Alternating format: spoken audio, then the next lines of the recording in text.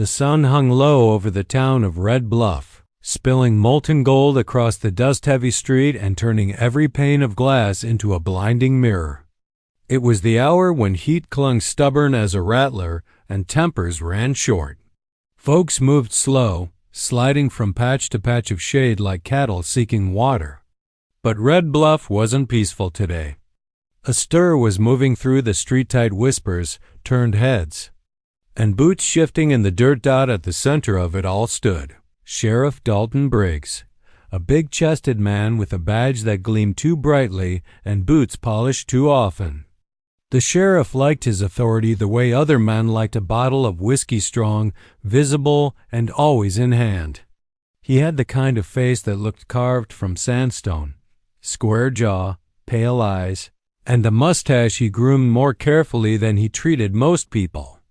Beside him stood two deputies, both eager to laugh at anything their boss found amusing. And today, the sheriff had found himself some amusement. A tall, quiet Apache man had come walking into town just after noon alone, unarmed, and carrying nothing more threatening than a weather-worn pouch at his hip. He'd bought flour and coffee with coins that clinked like honest earned metal, then stepped out of the general store without saying a word to anyone. But for some reason, that silence, though steady, dark eyes had rubbed Sheriff Briggs raw. Maybe Briggs thought the stranger didn't show him enough respect. Maybe he wanted to make a show of his power for the townsfolk watching from porches and doorways. Maybe he was simply itching for something to assert control over.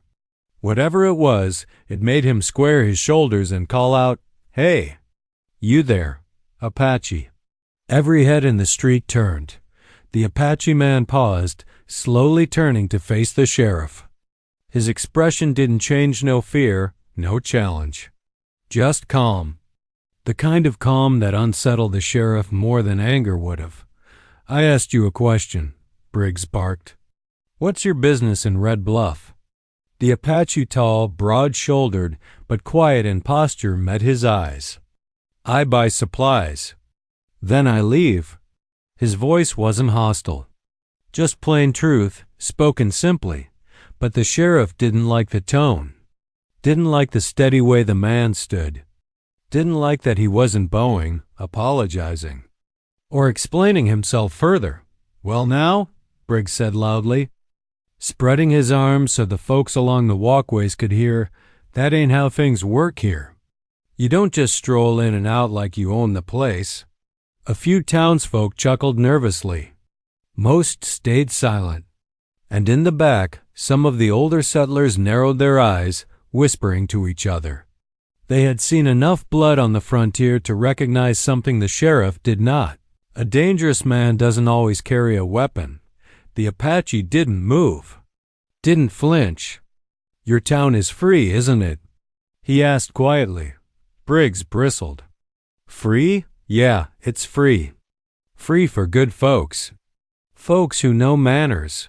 Folks who show respect." He stepped closer, boots crunching in the dust. "Tell me your name." The Apache looked at him a long second before answering. "Taza." Just the one word. Flat as a knife's edge. "Well, Taza," Briggs sneered, leaning forward, "you speak English well enough. But maybe you don't understand how to talk to a lawman." A few people shifted uncomfortably.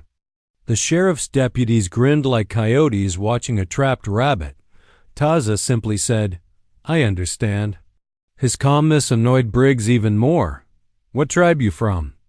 "White Mountain," Taza answered. "And what are you doing off your land?" "I go where I need to." A few gasps rose from the crowd.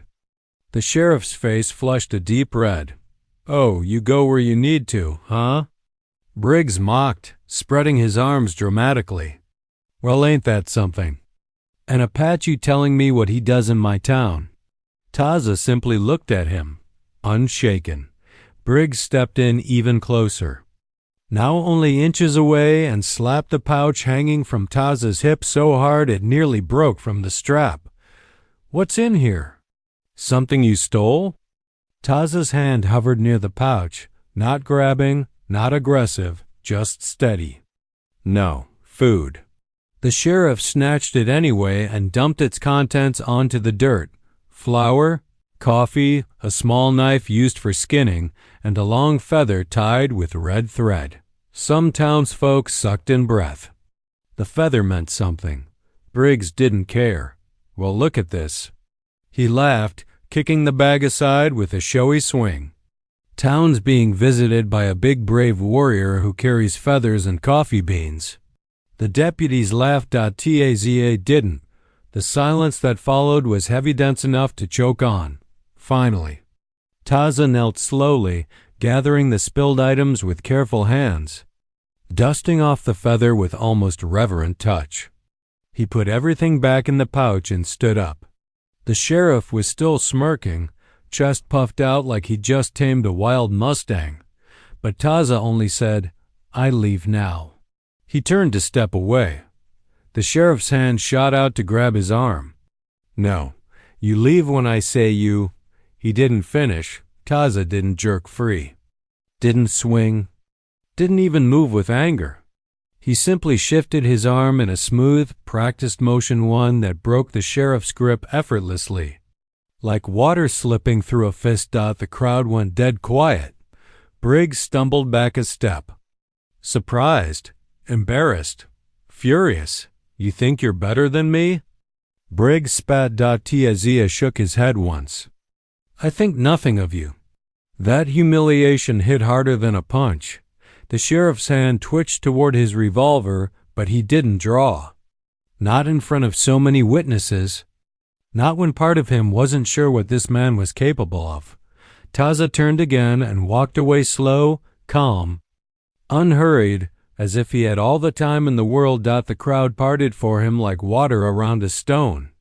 Briggs stood frozen, fists clenched, cheeks burning beneath his mustache. He didn't know it yet. Not yet. But he had just publicly humiliated the most dangerous man in town. The dust hadn't even settled from Taza's footsteps before the first. Whispers rolled through the town like smoke from a brush fire. Folks drifted from storefronts, murmuring in tight clusters.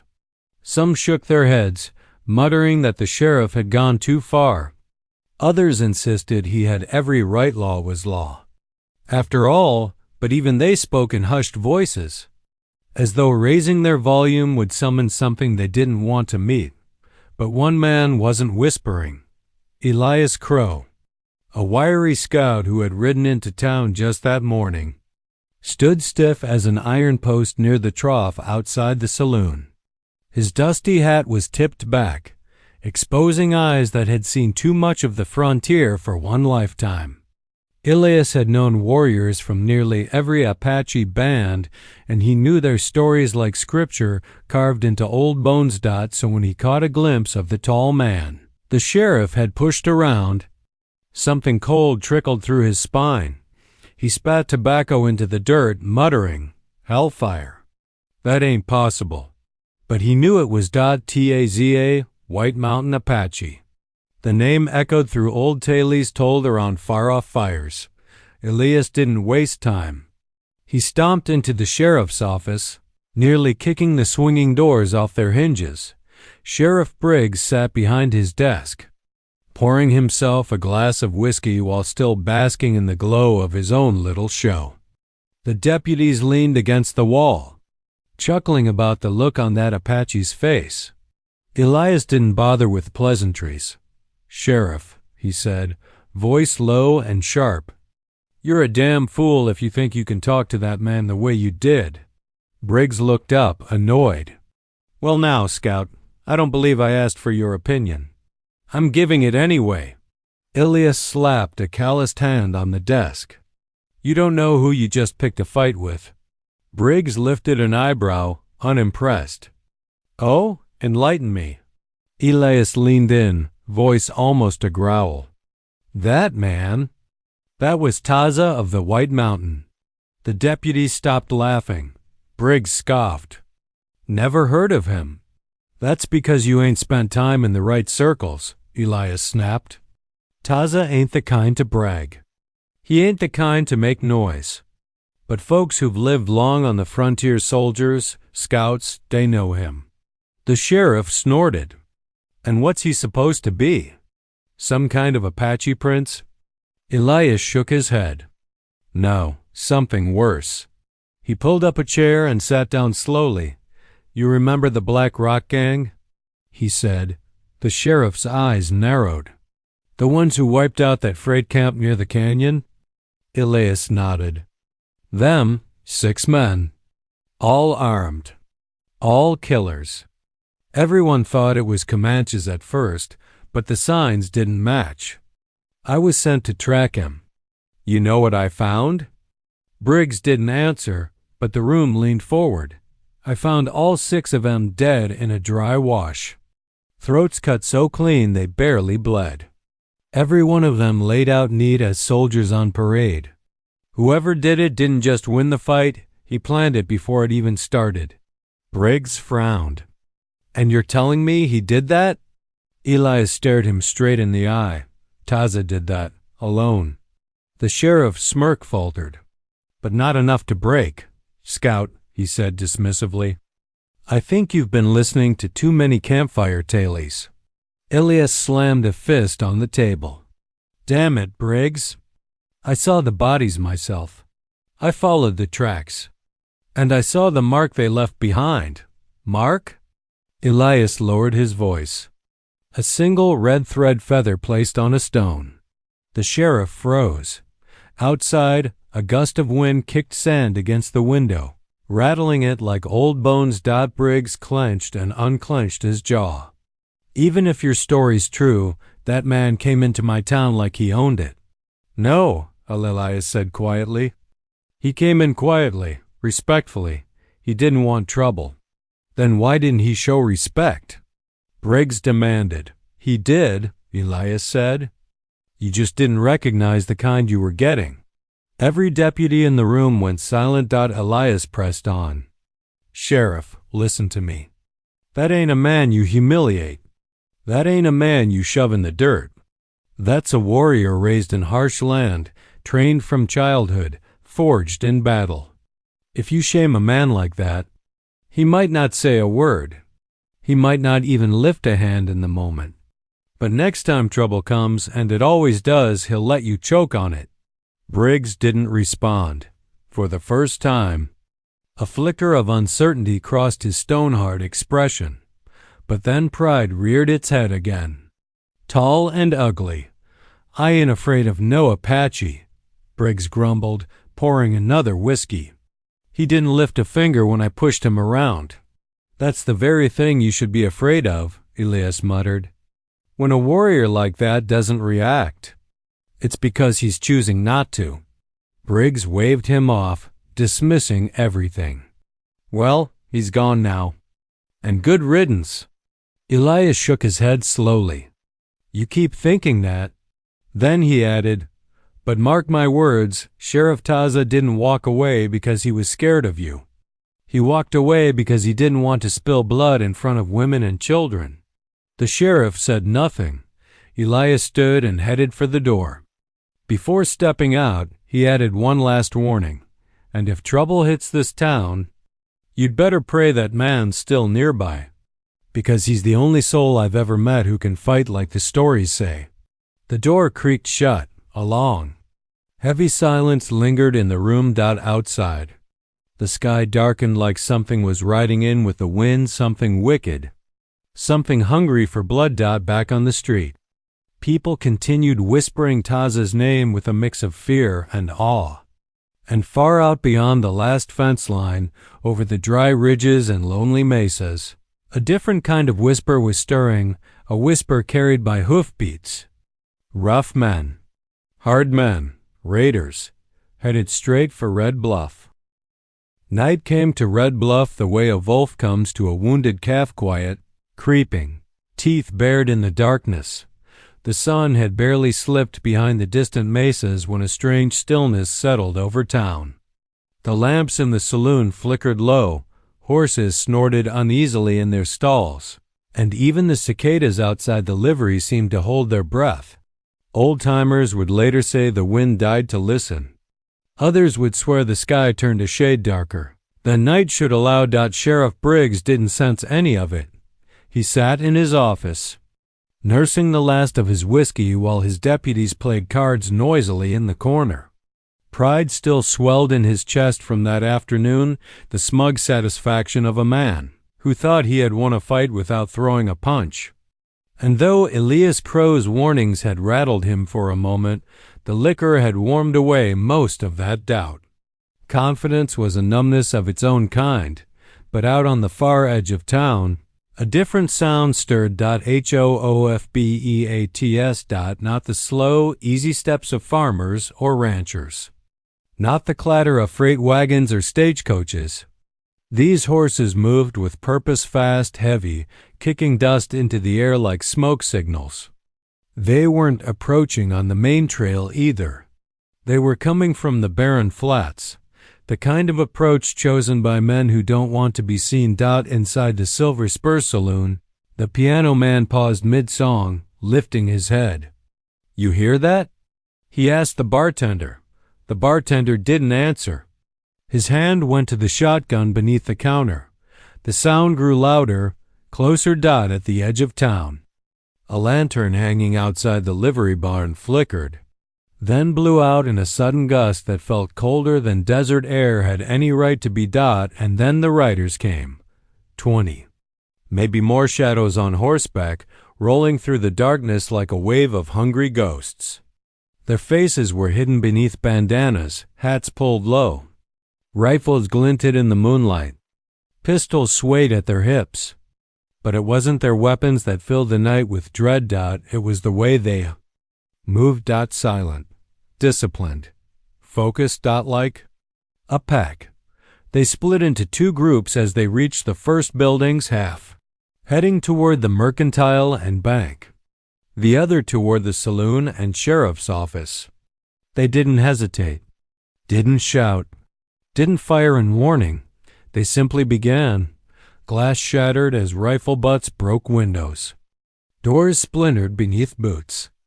A terrified scream shot into the night, answered by the echo of gunfire.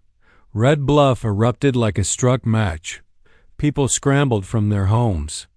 Some clutching children, others reaching for rifles they hadn't oiled in months. But panic moves faster than courage, and most crouched in doorways or hid beneath tables as the raiders swept through town like a plague. Inside the sheriff's office, the first blast rattled the walls. What the hell was that? Deputy Murdoch shouted, spilling cards across the floor. Before Briggs could answer, another explosion boomed, this time the unmistakable crack of a shotgun. The windows trembled. A lantern swung wildly from the ceiling, throwing shadows like demons thrashing in the corners. Briggs lurched to the door, heart hammering. When he yanked it open, the sight waiting outside drained the blood from his face. Raiders galloping down the street. Buildings aflame.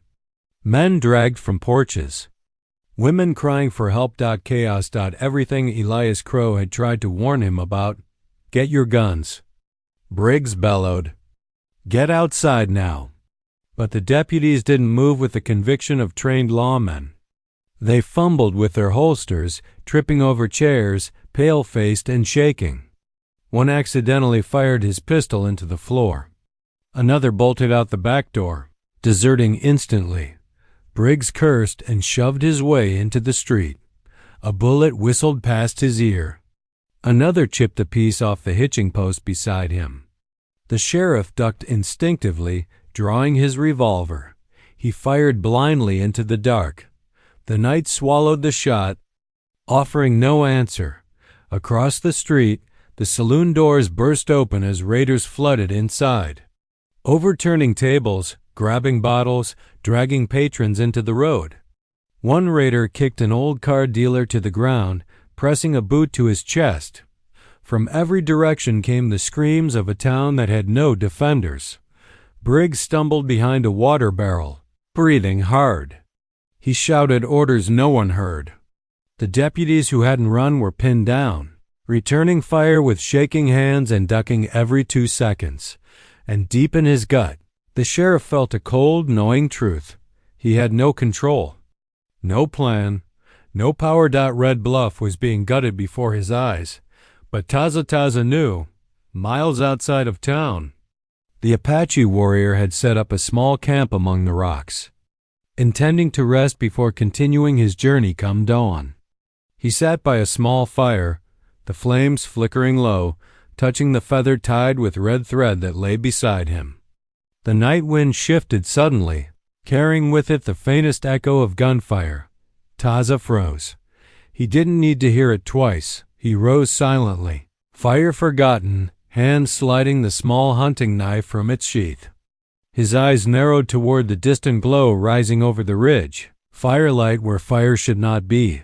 The town, Red Bluff, and then the scream reached him thin, distant but unmistakable. A child, Taza did not hesitate. He moved with the quiet speed of a panther, climbing the ridge in seconds, reaching his painted warhorse in the brush behind his camp. With a single fluid motion, he mounted and rode hard toward the unfolding nightmare. Back in town, Briggs was cornered behind the water barrel, bullets slicing the air inches from his head. The raiders were closing in. He could hear their boots clacking on the boardwalk, their drunken laughter as they torched another building. The sheriff's hand trembled around his revolver. The weight of his earlier arrogance crushed him like an anvil. If Taza had been here, if he hadn't chased him off, if he hadn't mocked him in front of the whole damn town. A shadow moved in the flames. A raider raised his rifle, barrel glinting as he aimed, straight for the sheriff's chest. Briggs froze. He knew he wasn't fast enough. The trigger tightened, and then the rifle jerked aside as the raider let out a short, sharp grunt. A knife glinted in the firelight, buried deep in his throat. The raider toppled. The sheriff looked up, eyes wide, breath frozen. There, emerging from the smoke and fire with the stillness of a ghost and the power of a storm, was the man he had humiliated that very afternoon. Taza, a hunter walking into a killing field. The sheriff stared at the fallen raider, then at the figure standing behind him, Taza, framed by flame and smoke like some spirit conjured out of Apache legend. His face was calm, eyes sharp, movements measured. No anger, no noise, just purpose. For a heartbeat, Red Bluff seemed to pause. Then gunfire shattered the moment. Two raiders spotted Taza and swung their rifles up. But Taza was already moving. He flowed across the street with speed that didn't belong in this world, silent, smooth, purposeful. One raider's bullet cracked into the dirt where Taza had been a heartbeat earlier. Before the man chambered a second round, Taza's hand flashed. A stone. Smooth, palm-sized. Thrown with perfect precision. It struck the raider square in the temple. He dropped like a felled steer. The second raider fired again, wildly, panicked. Taza closed the distance in a heartbeat, snatched the rifle barrel, kicked the man's knee sideways, and flipped him into the dust. The raider tried to crawl away, but Taza brought the rifle down across his jaw, silencing him. Sheriff Briggs watched with stunned disbelief. This was no ordinary man, no ordinary fighter. This was the warrior Elias Crow had warned him about. Taza turned to the sheriff, speaking in that same quiet, steady voice. "Get up." Briggs scrambled to his feet. You came back?" Taza didn't answer. A scream echoed from farther up the street, high, desperate, filled with terror. A woman. Then a second scream. Children. Taza's expression hardened. This way. He sprinted toward the sound, and for the first time in his life, Sheriff Briggs followed someone else's lead. The battle in the street Red Bluff was a burning maze, flames licking at rooftops, smoke spilling across the dirt road, panicked townsfolk scrambling for cover wherever they could find it. The raiders had split into smaller packs, ransacking buildings and dragging frightened families into the open. Taza moved through the chaos like a hunting catlow, swift, using shadows and broken lines of sight. Briggs followed behind, struggling to keep up. A raider holding a torch kicked his way into the mercantile, laughing as he knocked over shelves and set the drapes aflame. Taza reached him before he finished the job, snapping the man's wrist, spinning him around and smashing his head into the door frame. The torch clattered to the ground. Briggs stomped it out before the flames reached the barrels of lamp oil. From the church came another cry. Taza didn't slow. When he reached the doors, 2 raiders were trying to force their way inside. The wooden planks trembled as terrified mothers inside pushed back, holding it shut with pews and shaking hands. One raider cursed and fired his revolver into the door. Taza's face darkened. For the first time, he grabbed a loose board lying nearby, an old plank from the adjacent woodpile, and hurled it with the force of a war spear. The plank hit the gunman square in the ribs, knocking him onto his back with a wheeze. Before the second raider could react, Taza was on him. The struggle lasted mere seconds. Taza's elbow cracked into the man's jaw. Then a swift knee to the chest finished him. Briggs aimed his revolver at the wounded raider trying to rise. His hand trembled. He'd never shot a man outside a stage duel or a bar brawl. He pulled the trigger anyway. The raider went still. Taza paused, watching. Briggs couldn't read his expression. Inside, Taza ordered. They pushed open the church doors. Behind overturned pews, a dozen children and 5 women huddled together. Dust and smoke drifted in the air. One little girl clung to a wooden cross as though it might vanish if she let go. Taza knelt, voice low. Quiet. Stay low. No one leaves. The mothers nodded, gripping their children tighter. As Taza stepped back outside, he placed his hand on the door and whispered a single Apache word one Briggs didn't recognize, but somehow understood all the same. Protection. Turning the tide. The raiders had realized someone was fighting back. Gunfire concentrated toward the center of town. Angry shouts filled the air. A few raiders yelled that an Apache warrior had returned, their voices cracking with fear.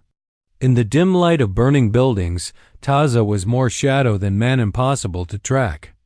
Harder to hit. At the edge of the feedlot, 4 raiders were dragging a family from their home: father, mother, 2 small boys. Taza sprang from behind the water tank, grabbing one raider's rifle and using it as a lever to flip him face first into the dirt. Another aimed his pistol. Taza fired the rifle before the man's finger hit the trigger. Mother ran to her children, shielding them. The father grabbed the fallen raider's gun and pointed it with shaking hands. Go, Taza barked. To the church. They ran. Briggs stumbled behind Taza, firing when he could, ducking behind barrels and fences. He'd never witnessed combat like this: precise, relentless, almost surgical. Taza didn't waste a movement, didn't hesitate. His fighting wasn't wild or vengeful. It was controlled, like a craftsman performing his trade, and slowly, the raiders began to falter. One by one, they fell. Not from overwhelming lawmen or a town militia. Red Bluff had neither. They fell because one warrior stood in their path. The final standoff. By midnight, smoke rolled across the street like a low fog. The fires on the rooftops simmered, casting the town in a hellish orange glow. Only a handful of raiders remained, gathering near the livery stable where they'd tied their horses. Their leader, a scar-cheeked man with a buffalo coat and eyes like burning coal, shouted at his men, "Get the gold. Get the cash. We ride out now. Kill anyone who gets in your." A shadow separated from the smoke. Taza. The leader froze. "You," he hissed. "The Apache. Heard about you. Heard you were dead." Taza didn't speak. The leader raised his revolver fast. Taza was faster. He flicked the hunting knife from his belt. It spun once, twice, then buried itself deep in the leader's forearm. The revolver dropped. The man screamed, clutching his arm. The remaining raiders panicked. Briggs fired from behind a wagon, catching one in the shoulder. Another fled toward the horses only to find Taza already there, cutting reins to keep them from escaping. Fear broke them. They scattered like coyotes under torchlight. Their leader stumbled, trying to pull the knife free. Taza approached slowly. No, wait, the man gasped. I'll ride out. I'll go. I swear. Taza pulled the knife from his arm with a single, clean motion. You'll do no more harm. The raider's eyes widened in terror. A single strike to the temple ended him. He fell into the fell. Dust, silence settled over Red Bluff. Taza stood in the middle of the street surrounded by bodies, smoke, and the quiet sobbing of families holding each other in the dark. And then the church bell rang once. Not a warning. Not a call for help. A signal from the survivors. A signal of safety. A signal that the warrior had saved them. Dawn crept over Red Bluff slow and gentle, like the desert was ashamed to reveal what the night had done. The fires had burned themselves out to dull red embers, filling the morning air with acrid smoke that clung to every wall, every porch, every survivor's clothes. The street was a graveyard of broken glass, spent shells, blood-darkened dust, and the bodies of the men who thought Red Bluff would be easy pickings. And at the center of it all stood the Apache warrior who had saved the town. Taza. He walked silently through the ruins, moving with the same deliberate purpose he had shown in battle. Only now there was no weapon in his hand, just the quiet dignity of someone who understood destruction better than any man alive.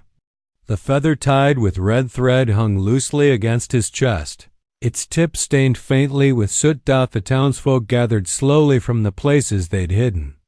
Mothers led trembling children by the hand. Fathers stood stiff, hats pressed to their chests. Even old men, who had seen their share of gunfire and death, looked at Taza as if they'd glimpsed a ghost walking in the daylight. He did not seek thanks. He did not expect any, but the silence that followed him was heavy more than shock, more than awe. It was the silence of people realizing how wrong they had been. Sheriff Briggs approached from across the street. His badge hung crooked, shirt torn, hair singed at the edges. The man who strutted proudly the day before now stood with shoulders low, gait unsure. Humility had cracked through pride like rain finding a weak spot in stone. Taza, Briggs said softly. The Apache warrior stopped walking. He didn't turn around. Briggs swallowed hard. I owe you my life. And more than that. This whole town does. Still Taza didn't speak. Briggs took another step, voice trembling. I treated you like a dog yesterday. Worse, even. I thought I was keeping order. Thought I was holding my ground as sheriff. He shook his head. But you showed me a different measure of a man. At last Taza turned. His face was calm, not cold, not angry. Just tired. He had seen many towns like this in his life. Many people who looked through him, not at him. Briggs took off his hat. A sheriff showing his bare head was the closest thing the frontier had to kneeling. I'm sorry for what I said. For how I spoke. For how I treated you, he said. Doesn't mean much after what you did. But it's the truth. The townsfolk waited, wondering what Taza would do. Some feared he would demand blood. Others thought he would walk away in silence. None dared to guess. Taza looked at the sheriff a long moment before answering. You speak now like a man, he said quietly.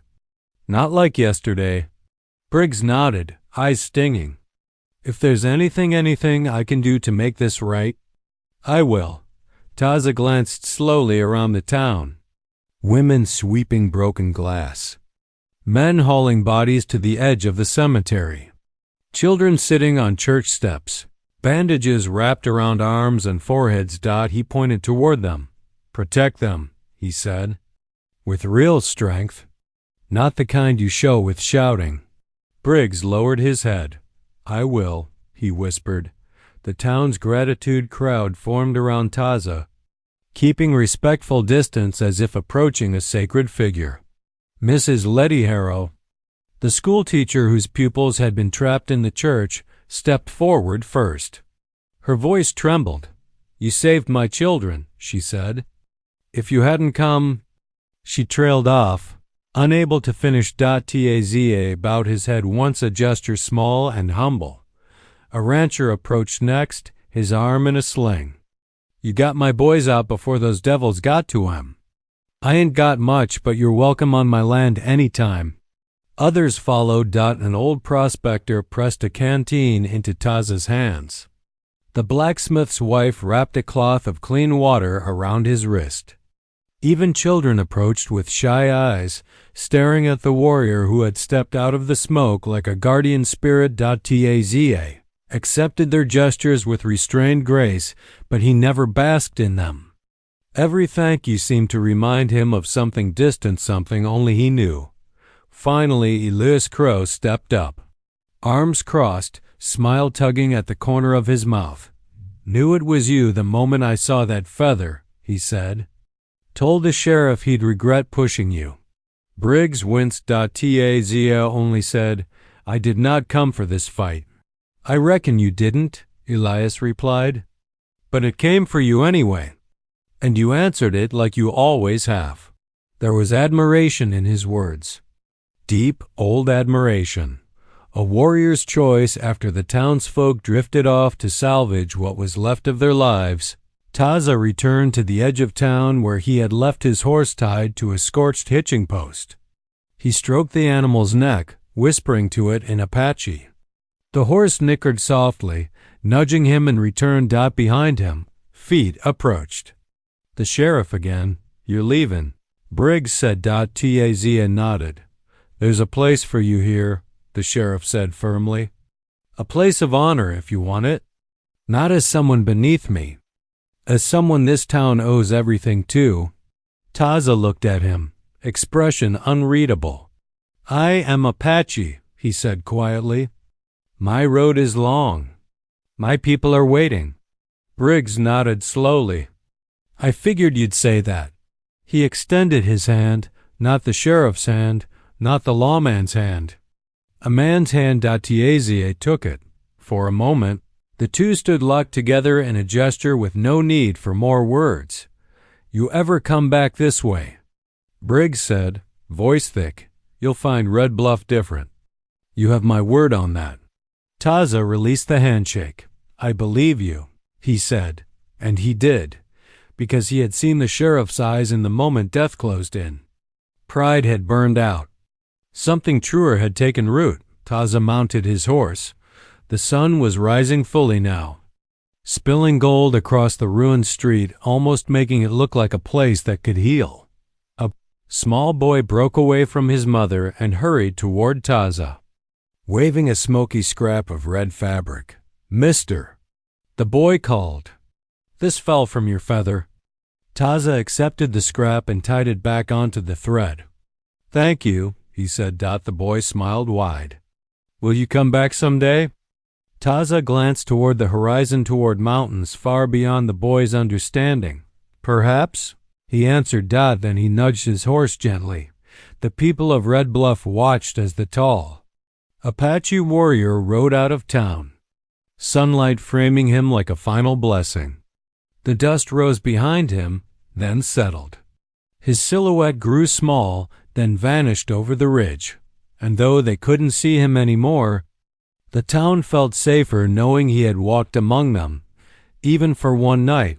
From that day forward, whenever trouble threatened Red Bluff, the sheriff would touch the feather Taza had given him later, his reminder, and speak to his deputies in a quieter, wiser tone. And the townsfolk would tell their children, that time we were saved wasn't by the badge, and it wasn't by the gun, but by the man the sheriff tried to humiliate.